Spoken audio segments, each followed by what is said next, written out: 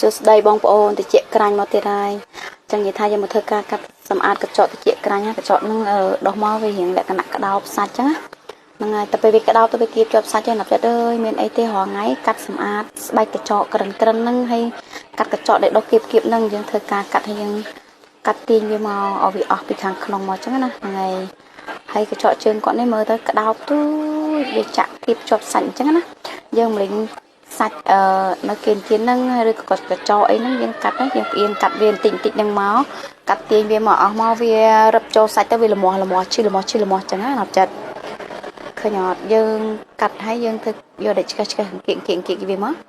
ឃើញអត់គៀកវាមកឆ្ងាញ់ណាហើយសួរថាអ្នកមិនធ្លាប់កាត់តិចខ្លាញ់អត់ដឹងទេថាឈឺថាអីចឹងទៅតែបើអ្នកមានតិចក្រាញ់វិញអូល្មមស្រួល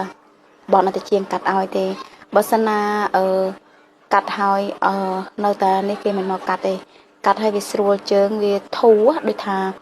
កប់ណែនអញ្ចឹងវាឈឺល្មមដូចមានស្អីនៅក្នុងជើងយើងអញ្ចឹងណាហ្នឹងហើយអញ្ចឹងយើងនៅមិនស្ងប់ចិត្តទេយើងមកធ្វើការកាត់តែបើអ្នកអត់មានតិចក្រាញ់គេថាមិនកាត់ទេខ្លាចឈឺខ្លាចអីតែបើអ្នកមានវិញ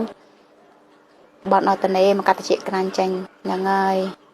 វាខុសគ្នាណាប់ចិត្តអើយអ្វីក៏ដោយយើងមិនធ្លាប់ប៉ះមិនធ្លាប់ជួបយើងគិតថា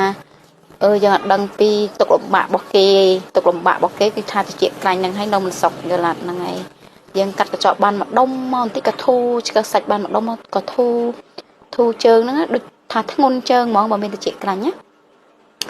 ហ្នឹងហើយអ្នកមានតិចក្រាញ់មិនយល់អ្នកអត់តិចក្រាញ់អត់យល់អ្នកមានតិចក្រាញ់យើងឆ្កឹះចឹងគាត់លំោះជើងគាត់វិញណាហ្នឹងហើយលំោះជើងជីប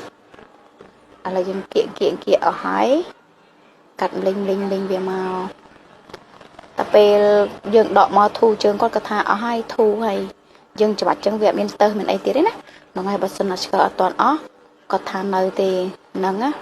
ហើយបើអស់ហើយវាស្រួលជើងយើងវាលែងមានបញ្ហាអីទេចឹងថាអ្នកមានជាក្រាញ់